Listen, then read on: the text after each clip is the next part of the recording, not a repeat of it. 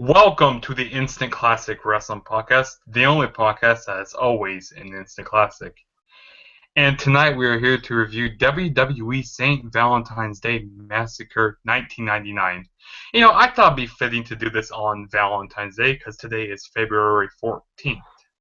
And, I thought this show wasn't a whole lot great. This show was, it was the first part of the show was like really bad, but then towards the end of the show it got better. But let's go ahead and get started with this review. So the first match we get kicked off with. Actually, I kind of want to talk about this video package. I kind of like this video package. When it showed black and white and like showed Stone Cold Steve Austin and Vince McMahon. I thought that was pretty interesting about that. And they played with like this old type of music, like this Valentine's Day music. I just thought that was interesting. Do you have any thoughts on this video package, DJ? Yeah, it's I'm kind of waiting for you to put the thing on me because I know you were going to. But oh, you're doing it this way now? Okay, cool. Anyway, I like this video package. It's very similar to a lot of video packages we see today, where they kind of mix in whatever the theme is with the show, which I think is pretty cool. They did as much as Casey hates it. They did it with Fastlane last year. Um, but anyway, I definitely like this video package. I like when they kind of make even if it doesn't make sense from the outside looking in, they try to make a correlation between it. I think that's always a good thing to do. I'm still curious to why they only did this show once. Because I think this could have been maybe because they didn't feel like figuring out when Valentine's Day would fall on a Sunday or something. But even with this one, I think Valentine's Day fell on a Saturday because that's why they had the Raw on Saturday. I'm not sure. I can't remember off the top of my head, but I don't know. But anyway, the video package I thought was pretty good. I liked it.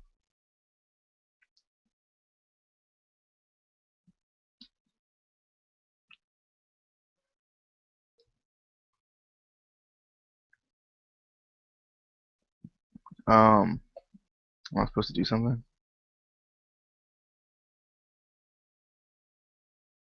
What are you supposed to tell Casey to talk? Oh no, I thought. I thought. I I'm thought confused. you would unmute me. I Because, can't. I can't unmute you though. well, then why couldn't I unmute myself before? I don't know. But Because you don't go like go muting right ahead. yourself. Because every time anyone asks you to mute yourself, it's an issue. Got him. It's because I shouldn't have to mute myself. And I am not being featured, so I don't feel like I should talk right now.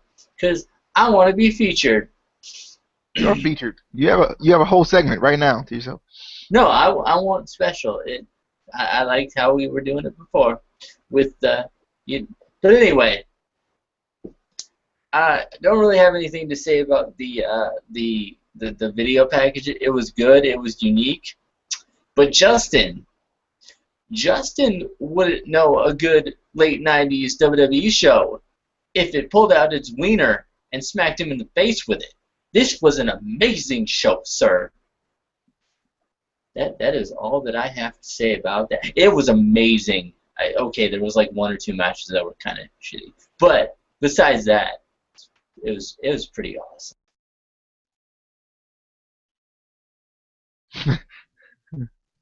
He did the Undertaker on you. You're gonna appear on his screen. Yeah, definitely. But yeah, I'm sorry, I did that too early there. But first match we're going to be talking about is Goldberg versus Blue Dust, which Blue Dust was the Blue Meanie, right here. And I thought this match wasn't very good. I wasn't really into this. And pretty much on the Raw before this, Goldust was facing Gillberg on Raw, in which Goldust received blue chocolates and blue flowers, but Gillberg, pretty much picked up the win here on Raw, and then after the match, Goldust would be covered in blue paint. So that's how pretty much this match got set up here at St. Valentine's Day Massacre with Blue Dust, and pretty much the whole that's pretty much what the whole storyline was about, and like pretty much the whole highlights of this match was Goldust spanking Blue Dust, which I thought was funny. That's pretty much all got out of this match. But the winner of the match was Goldust. He wins by the curtain call, and then after the match, he gives Blue Dust what's he give? What's he give Blue Dust? Can't remember off the top of my head right now. He gives it. What's Goldust's ever finisher called again? Can't remember. Shower Dreams, is it? Yeah, Shadow Dreams. Yeah, gives them the Shower Dreams because like the fans were chanting for Shower Dreams, and pretty much this match was pretty much supposed to be all comedy and stuff like that. I mean, it was what it was. It wasn't really a thing special, but yeah, DJ. What are you trying to tell me? You're trying to tell me that a Blue Meanie match is not that good? Shame, Justin, for shame. He is the greatest blue wrestler of all time. I'm surprised he didn't get his own belt that was blue everywhere. He deserved it because he was the greatest. But this match, I agree. This match was not that great. But it wasn't really supposed to be. It was supposed to be just kind of a comedy thing. Kind of having Blue Dust parody Gold Dust a little bit. But it was an interesting way to start the show. I don't know if this is the way they would start a show today, with like like a funny type of a thing. But Have you watched these shows before? It's not a technical start to the show. I'm talking about like to start the actual pay-per-view, like the real thing. But you're not being presented yet, so you can wait. I'm gonna make up other things to say right now, just because, so you don't have to talk. Blue Dust was blue, and Gold Dust was gold. No.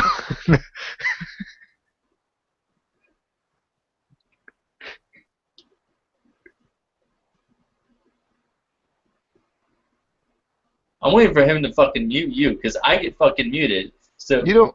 you're You gonna know get what? muted. I don't need to get muted. I'm the best. No, I'm gonna wait until it happens, Justin. Good job. Okay. Um, First of all, Justin, I did not know that Goldberg was in this match. I don't know if you caught that, but you said Goldberg versus Blue Dust, and I was confused. I was thoroughly confused because I was like, wait, what? That Goldberg, he let himself go. Like I thought he was bigger, and I thought he had less hair. I really did. But I mean, maybe I'm wrong. But I love this. I said no. Hold on, I need to interrupt you here for a minute. I said it was on Raw. I said Gilbert was facing No, Goldust on Raw. initially you said it was Goldberg versus Blue Dust, and then you said Gilbert on Raw. You did say Goldberg versus. But anyway, Well, I must have botched it there. I love this. Their feud and the storyline had been built up for a while, so there was a good build up there. And it was one of the kind of ridiculous comedy storylines that actually worked. That really worked and was entertaining. It wasn't like those comedy storylines that they do now that just are stupid and just don't work, and they still try to like shove them down our throats. But I liked it. After the match, he did get to deliver the Shattered Dreams, which, I mean, come on now, come on, you cannot be doing that to people and their goodies. You cannot. I mean, not that Blue Meanie was ever gonna have kids, because I mean, I don't know who would wanna with that, but I mean, maybe DJ would. DJ, I saw the way he was looking at Blue Meanie. When he had the wig on and everything. I think it should have been a blue wig. Personally, I threw it off that it was a gold wig. He's a Blue Meanie. Blue Dust should have been blue, but Yeah, definitely. And then the next match we're going to be talking about is the hardcore title match, which this the hardcore title was vacant because Road Dogg, he got injured on this. Well, he got injured on the Raw before this, so that's pretty much why the title was vacant. And it was Bob Holly versus Al Snow, and pretty much some good stuff came out of this match. Was when um, excuse me, when they brawled out into the Mississippi River. That was pretty cool. I like when they were brawling out into the Mississippi River. This was one of your typical hardcore matches. Where they brawl backstage, where they brawl pretty much all around the whole entire arena. And but the winner of the match was Bob Holly when he wraps Al Snow up in this chain link, like in this chain stuff. So yeah, I thought that was pretty cool. But oh yeah, also I kind of wish at this time they were using the 24/7 rule, but we get the 24/7 rule down the road because that would be pretty awesome. To see a whole bunch of people come in and interfere during this. But yeah, this was a fun match. I like this match. It was really good. And also, I think it was kind of unfair for them to take the title off of Road Dogg because they sent him to the hospital and then they pretty much stripped him of the title. But yeah, DJ, what's your thoughts on this? Casey muting people when he shouldn't be muting people. I'm just saying. Anyway, I've never met a hardcore match or a hardcore title match that I didn't like. I've enjoyed every one of these because it was just I just love the uniqueness of it, which is probably not a word, but I like it anyway. The uniquity, that's what I'm calling it. That's my new word. I always got to make up at least one word for the podcast for the people out there so they can build their fake vocabulary. So uniquity, baby, I love it. I love the uniquity of this match. It was really good. Actually, I just like that they go everywhere. In hardcore title matches, it brings me back to good old SmackDown. What was it? Here Comes the Pain, I think, where you could go everywhere and do all those things, which was really cool. I love how they just used everything. Like if it was there, they would use it, which is something you just don't see anymore, just in hardcore matches in general. You like if they were to go anywhere past the ramp, I don't think they would use the stuff that that's near them. They'd be like, oh, there'd be like a trash can there. They'd be like, oh, a steel chair, and not use the trash can. So I don't know. It's just it's weird to me. But I love how Holly won using the fence. Another thing that was cool about it, just using your environment to win the match. I just thought it was. I like these hardcore title matches. I kind of wish we had something similar to it now. Like I've said in previous reviews, but I think I'm gonna say it every time we have a hardcore title match. I'm gonna be like, we need the internet champion Zack Ryder to come out and have a 24/7 rule for his internet championship. You got to defend it on Snapchat or defend it on Facebook or defend it on what is it, Periscope? Yeah, that's what it is. That's what they do. But I think it should happen. I think the internet championship is the future. Woo woo woo. Get hype, bro, or something, whatever they say. You know it. Uh, this is one of my favorite hardcore matches. It's one that I always remember. I think it's basically because I always remember Al Snow being wrapped up in the chain link fence, which was awesome. It was probably his idea. Let's be honest. It was probably his idea. He's like, dude, we're gonna go down by the river. You're gonna wrap me up in chain link fence and just leave me there. But I like the storyline in this. How they were friends in the job squad. Then the friendship broke down and everything and led to the hardcore match. I also like that this was kind of a transitional period for Holly between Sparky Plug and Hardcore Holly. So that was kind of cool to help him kind of transition to the new character. But this was, the kind of hardcore match that I wish we still had, that I loved. You know, they went everywhere. They went through the crowd. They went to the backstage. They went outside, which, you know, they didn't do all the time, but it was cool when they did. And again, like I said in a couple other videos that we've done recently, another hardcore match that didn't need blood. Why don't we have hardcore matches? You don't need blood. It still works out. Like, I'm gonna blame it on Justin because I don't know who else to blame it on. Justin. Well then, like, why don't you just blame it on WWE? Because I'm not working for WWE, so you can't blame it on me. So I think yeah, you just do. turn that. I think you You do. think I do work for them? If I did, I would know the inside scoops. So I don't. So yeah. But the next match we're going to be talking about is Big Boss Man versus Midian. And boy, oh boy, this match was not very good. This match was pretty boring. I'm just briefly going to run through this. I mean, the crowd during the match, like chanting, "This is boring," like 8 minutes into the match, and pretty much Big Bossman hits the Bossman Slam, then went for the pin. Then the lights go out, and then the Ministry of Darkness come out, and they pretty much um, beat up the Big Boss Man and then carry Big Boss Man out. And that was pretty much that. I mean, this match wasn't really anything. I mean, this match was just boring in my opinion. But DJ, thoughts?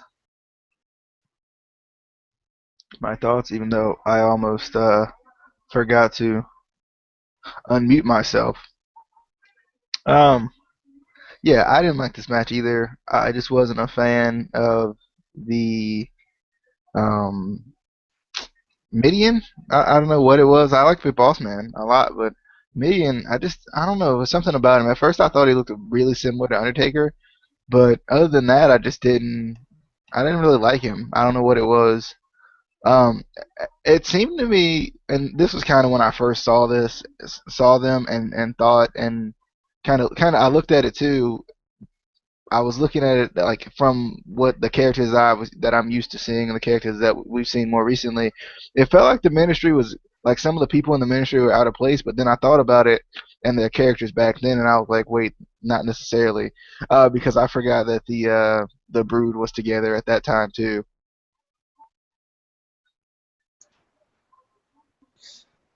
Yeah. Um, I'm gonna be the different one, and I'm gonna say I love Midian. I love that he used to carry around a little jar with an eye in it, in formaldehyde.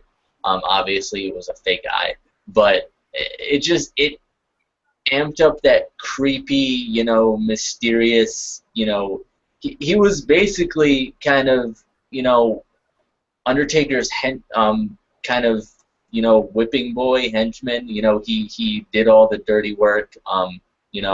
And that's kind of what I liked about, the Ministry of Darkness. They all kind of had their specific, sort of jobs in the ministry. You had the acolytes who were kind of, the muscle.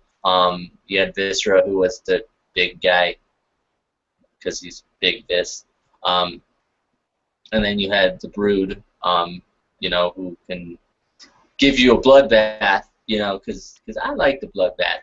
I think, it opens up your pores. It opens up your pores, and it makes your skin all nice and soft. And I am just bullshitting because besides Midian, this match was boring as shit.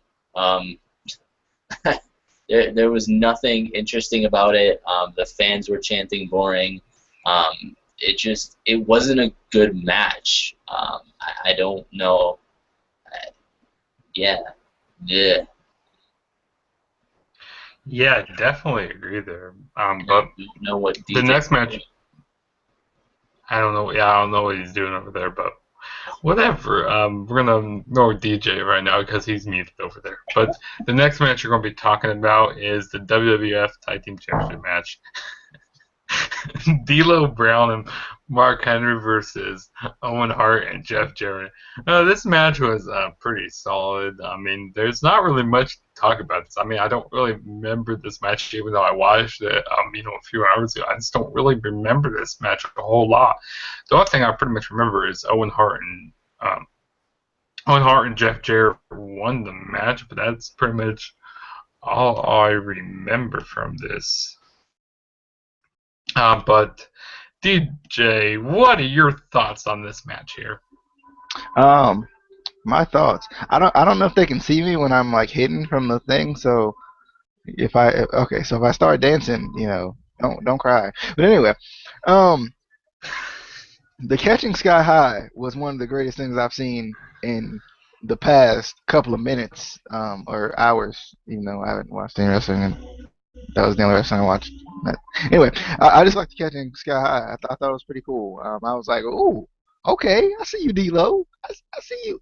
I thought it was Mahabali Share out there or something. Wait, no, no, no, no, no, no comparison. I mean, he doesn't. He has a pretty good sky high. I'm not gonna lie.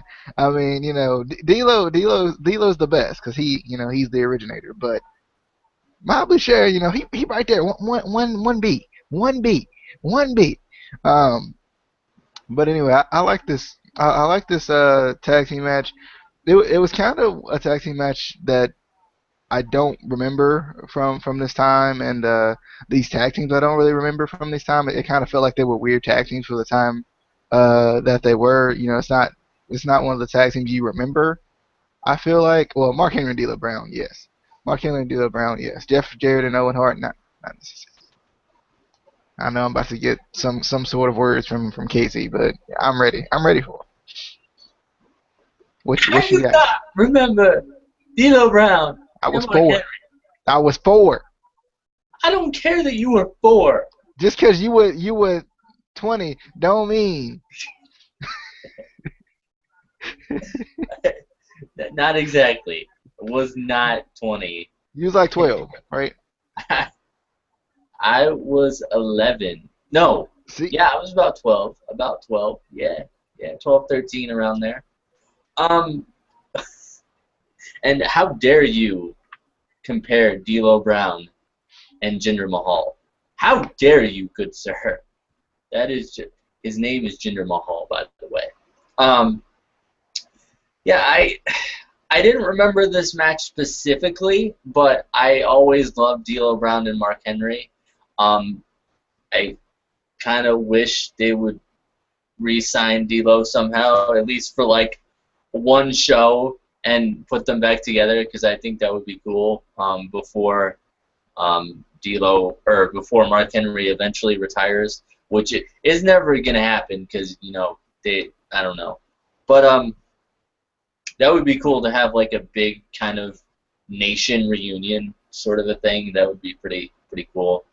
Just have Ron Simmons walk by and go, "Damn," because that's all he does. That's all he does anymore. But it was a good tag team match. I kind of wish D'Lo and Mark would have won, but Owen Hart and Jeff Jarrett were kind of on a roll at the time. They're a team that I kind of remember, but not too much. Obviously, I remember more of D'Lo Brown and Mark Henry, because they started out in the Nation and everything, and I just felt like they were a better team in a way. I don't know. I don't want to say that Jeff Jarrett and Owen Hart were a bad team, but I liked D'Lo and Mark more. And now his camera's off, so we can't see him dancing. Yeah. And then the next match we're going to be talking about is the WWF Intercontinental Championship match, which the special guest referee was Billy Gunn in this match, which I didn't really understand why, but then when I figured out why, because, Ken Shamrock beat Billy Gunn at the Rumble, so that's pretty much why. And DJ's dancing again. I don't know why. Okay, you can quit over there now, but back onto this match.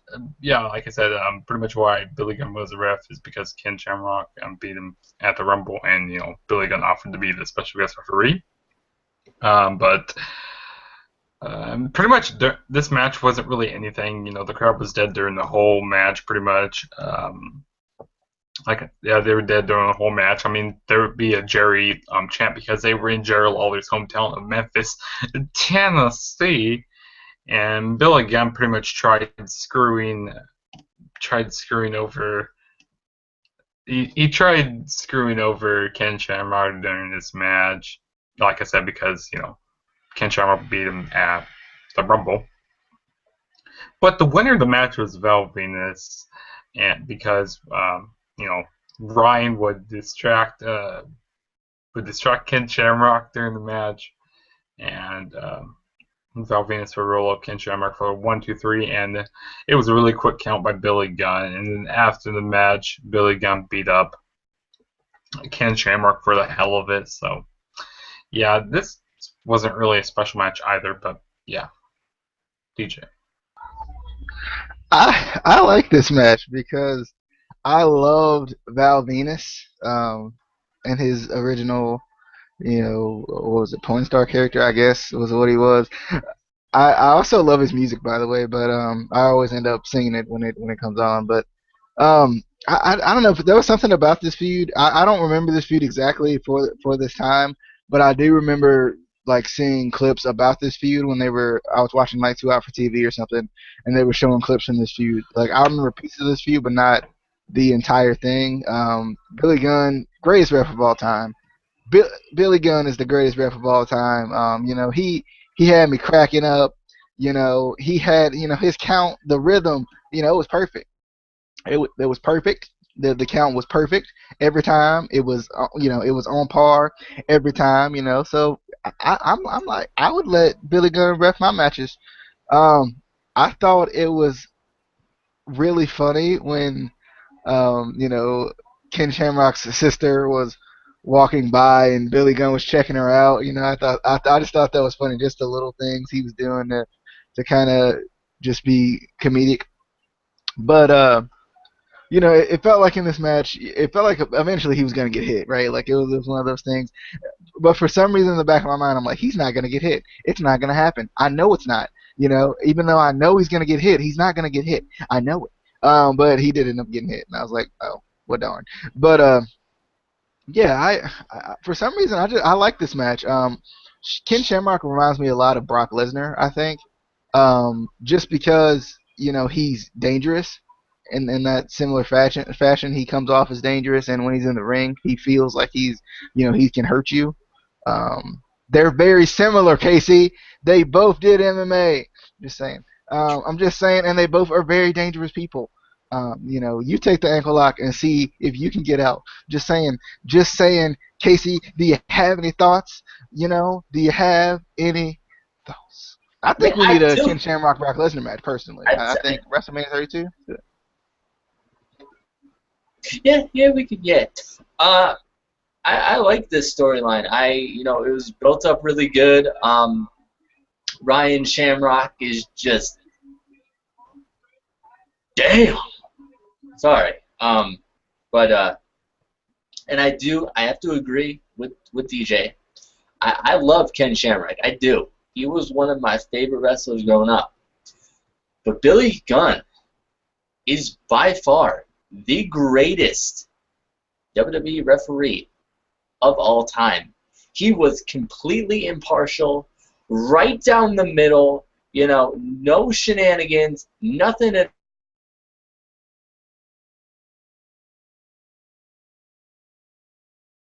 I believe I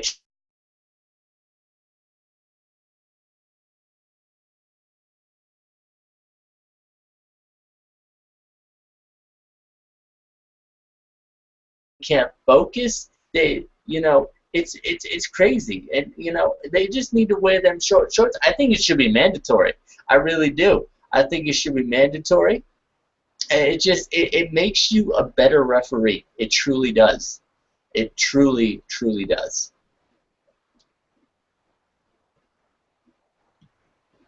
That's all your thoughts, then. Yeah. That when I stop talking, that's when I'm done. Oh, I didn't know. I thought you wanted to talk some more, maybe. But the next match we're going to be talking about is a match I forgot to take notes for. Like, wait, I think I forgot to take notes for a match. So we're going to let Casey take this one, which it was China and Kane versus Triple H and X-Pac. Go right ahead, Casey. Hey DJ, did you take notes on this one? I'm not saying that I didn't. I'm not saying I didn't. I'm just saying that Justin shoulda. That is really what I'm saying right now. Is that Justin shoulda. Basically, he said he did not take notes, so I will take this one. We got Triple H and X-Pac going up against Kane and China. A feud I liked very much. I did. I loved it. No.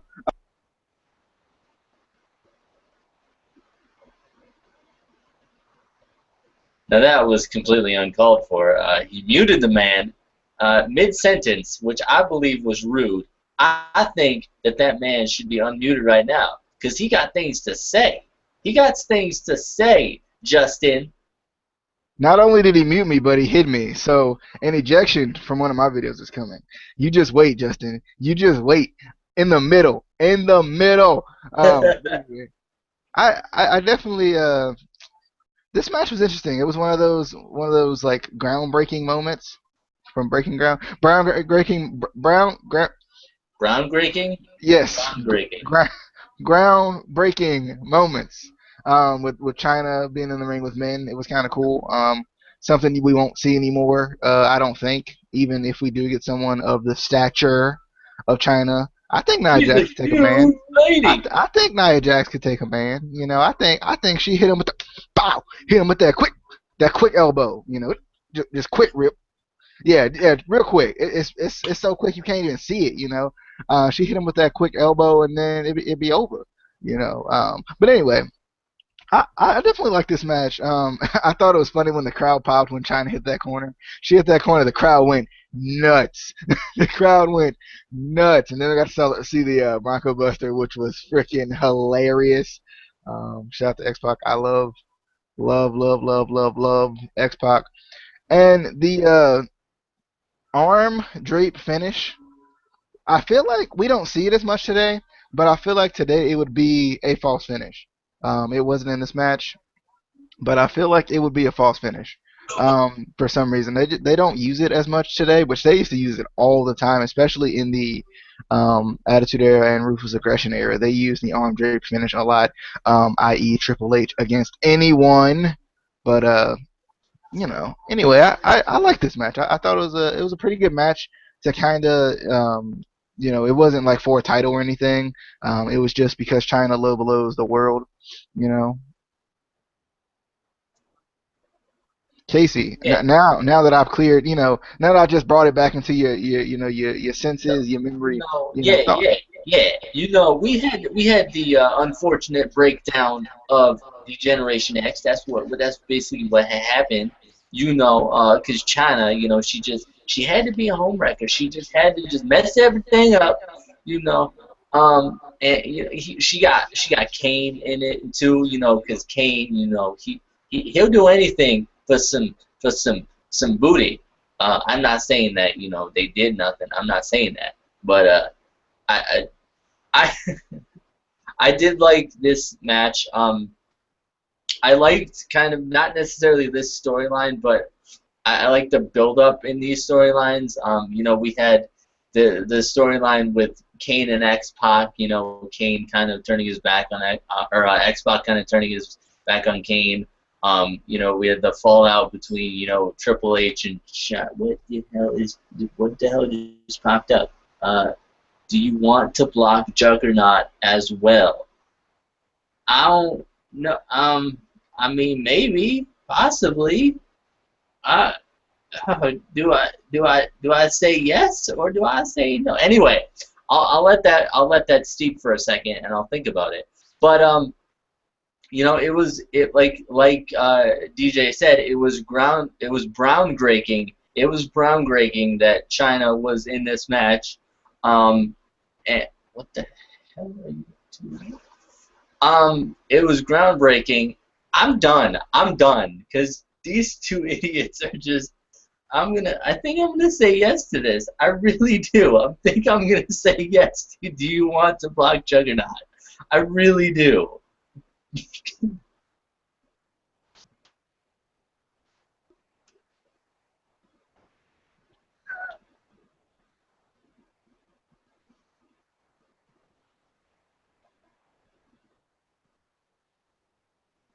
Well, You're muted. what? I got blocked by DJ. Well, this video has turned into something else. DJ, unblock me. Well. Okay. Well, this video got out of control really quick here. Well, next match we're going to talk about is the WWF Championship match, The Rock versus Mankind. Okay.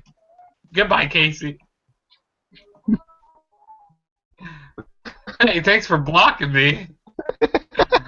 That was the issue. Okay, back onto this match here. So next match we're talking about, like I said, is the WWF Championship match, The Rock versus Mankind. This was a great match. I mean, their I Quit match back at the Royal match was great. Their halftime heat match was great, and pretty much this match was awesome. Also, I mean, great stuff in this match. Oh yeah, it was the last man standing match. I don't think I said that, but yeah, if I forgot to say that, it was the last man standing match. You did. And pretty much the winner of the match was Mankind. I mean, it was in a they both couldn't get to up before the count of 10, so pretty much was a draw. But Mankind will retain his title, and I think on the next night of Raw they would, do a rematch for the WWF Championship. So, DJ, what's your thoughts? In the name of wait, we ain't talking about stepping in the name of love. Oh no, okay, all right. So Mankind versus The Rock. Last man standing. I like this match. I love old school last man standing matches as much as I love new school. Now current. I don't know. As much as I love, I don't really think there's a difference between old school and new school. well, Really. well, the big difference I see is the whole, oh, I'm down until 9. Let me pop back up immediately like nothing happened. Now it's fine if you do that and you fall back down because obviously it's like, oh, okay, I got a little bit, I got a little bit pumping, I can do this. All right, I got it. Okay, I'm still slightly dying. I just feel like we see that too much though. I mean, we see the whole pop back up thing really quickly too much. Especially like when they're down till 9 and then they just like jump right back in the ring, and I'm like, weren't you hurt like 3 seconds ago? Like, weren't you like, just down for the count? I just feel like with these matches, and I don't know if it was the guys who were in them or if it's just the way they kind of write them now, but it just seems like they didn't do that. Obviously, you could see from this match they didn't like just pop up and oh, I'm fine, yeah, I'm fine. No, they didn't do that. But I love how they used to use the structures I put back in the day because this is an old pay-per-view. I like how they used to use the structures. Like they had, obviously they don't really do it as much anymore, but they have they had like the special unique structures to the events back in the day, and like they used to use those all the time in matches where obviously it was legal to use them. So I always thought that was cool. Um, for some reason, I felt like this Mankind was really Mick Foley like. And I get it, they're the same person. Duh. I get it, they're the same person, but I felt like for some reason, like he just felt really mankind like to me. Not mankind, but Mick Foley like the first Mankind we saw was really creepy and like really like kind of the complete opposite of what you would think of Mick Foley as now. And I don't know if Justin said that or not, if he was pointing at himself in a weird thing, and I'm not sure what he was doing. But anyway, um, I think Errol Hebner, stopped the count to scratch his ear at one point. I saw it. Conspiracy. He did. He was like 9. Oh, my ear. Wait a minute. Hold up. My ear, real quick. My ear. Rock, get up. My ear. I think that happened. I think I saw it. But Earl's the greatest, and he's the greatest. So, shout out to Mankind for the Cena toss of the steps back into the ring. Shout out to Mankind got that. He got that little Cena in him. He can do some. He got that strength. I see. But I like this match, and I put like my one note about the steel cage match in this match for some reason. But yeah, I like this match. I did. I enjoyed it. I know what you mean. I know what you mean, DJ. I know how you mean.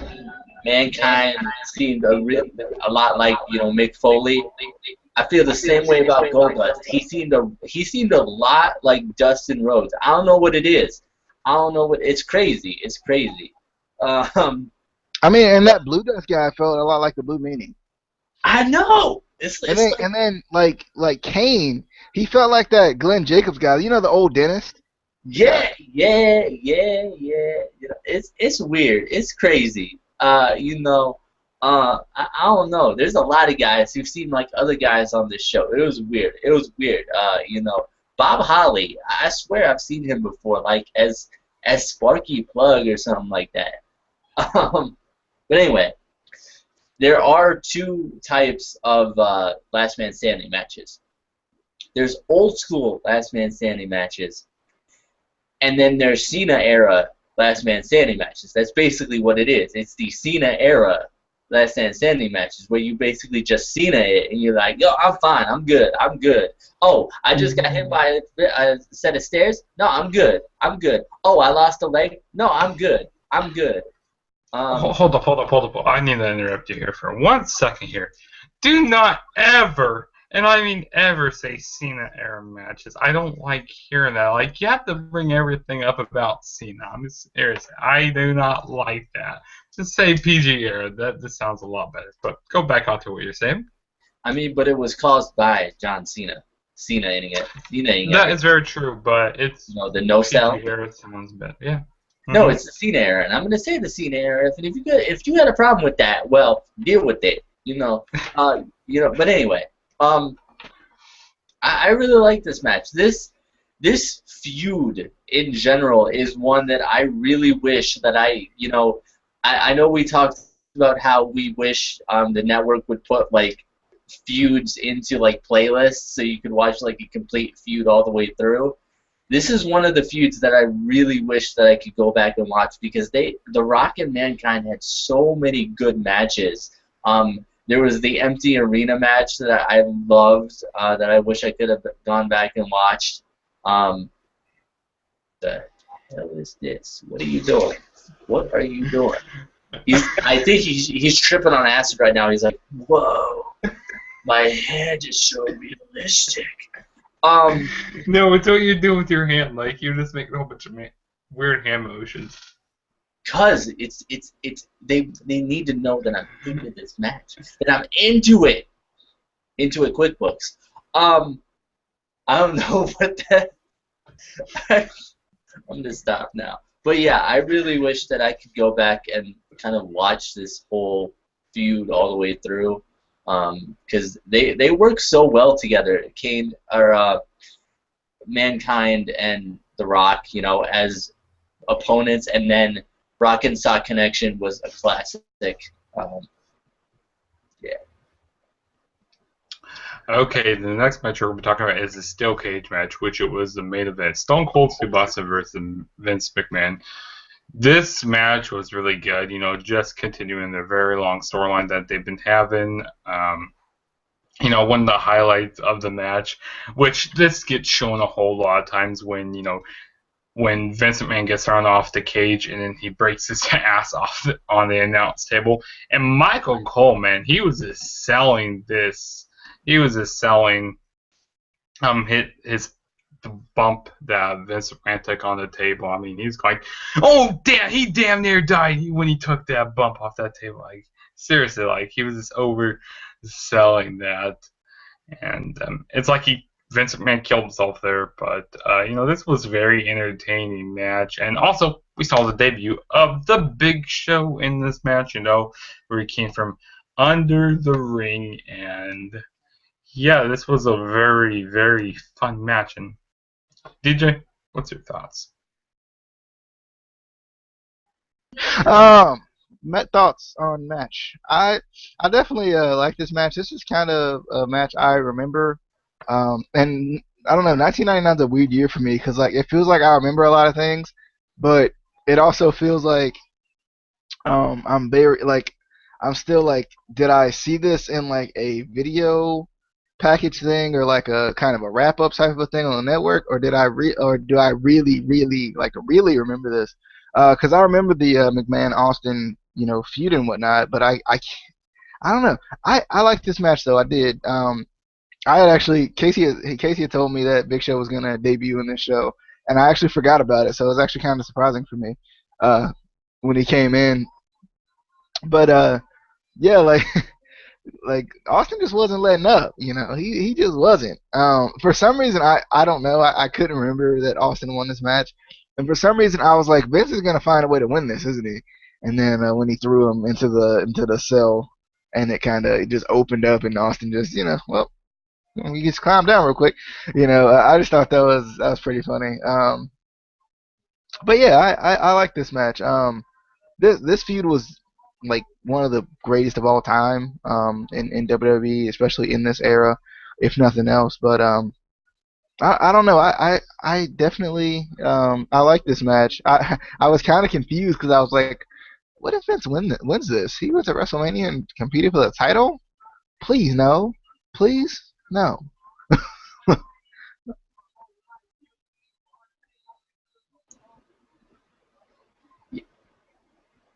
I don't know what you doing.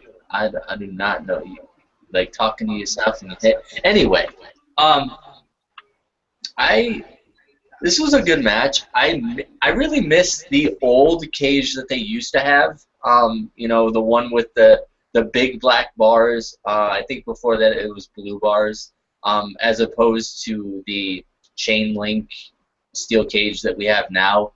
I think this one just looks cool. What the fuck are you guys doing? I think it just looks cooler.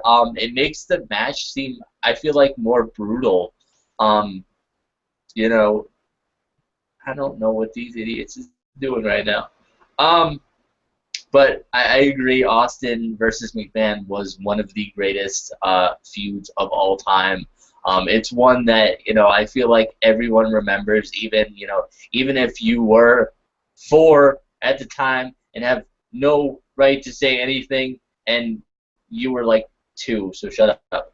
Um, but it's one of those feuds that everyone kind of remembers, or has seen something in a video package at some point, and kind of remembers it.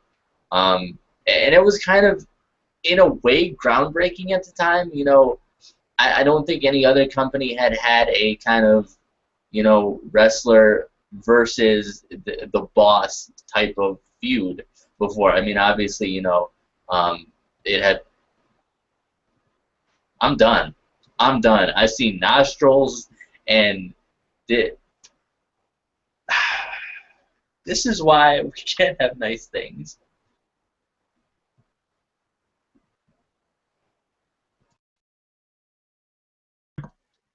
Okay.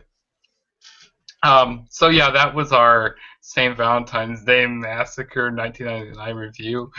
Overall, I didn't think the show was very good, but if I had to recommend a match for you guys to go back and watch, it would be I would say the Last Man Standing match. It was just amazing, pretty much. Yeah, that was the best match at night. And DJ.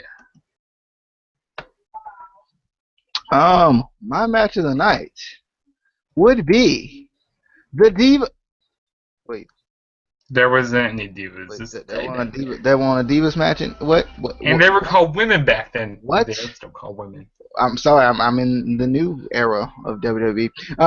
But anyway, I would say The match I would want you to watch would be Big Boss. No, never. I would never. I would never tell you to go watch that match. I'm actually gonna say you should go watch Al Snow versus Hardcore Holly before Casey gets to it. Al Snow versus Hardcore Holly for the Hardcore Championship. That's the match you need to watch. Why you gotta do that? You knew that was. You know what? I'm gonna go Goldberg versus. Oh wait, no, it wasn't. I got confused. He said Goldberg before. I kept thinking Goldberg was on the show, and he wasn't. I'm gonna, since somebody stole the match that I was gonna pick, Al Snow versus Bob Holly, I'm gonna go. I'm gonna go Val Venus versus Ken Shamrock, because then you get to see the amazing ref skills of Billy Gunn, and you get to see Ryan Shamrock and all of her girl. That dress, that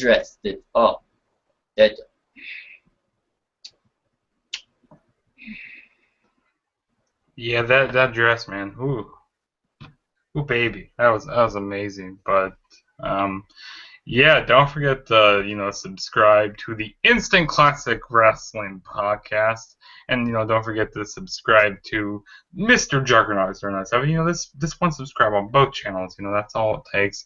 And don't forget to follow the Instant Classic Wrestling podcast on Twitter, and follow me on Twitter at the True JSB.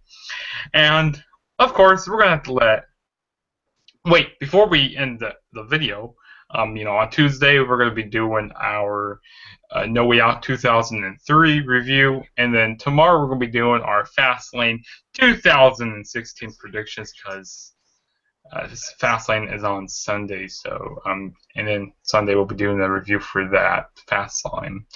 But let's go ahead and get the ending for Casey. First off, let me fix a little something on here. Do that. Ignore him. And then we're going to see if this works. Ignore him. And we will see you on the flippity dippity. Oh, yeah. What in the hell just happened? What in the hell? Close the video because I ignored both of them. And now he's not going to know when I'm done. So... What in the blue names is that? What the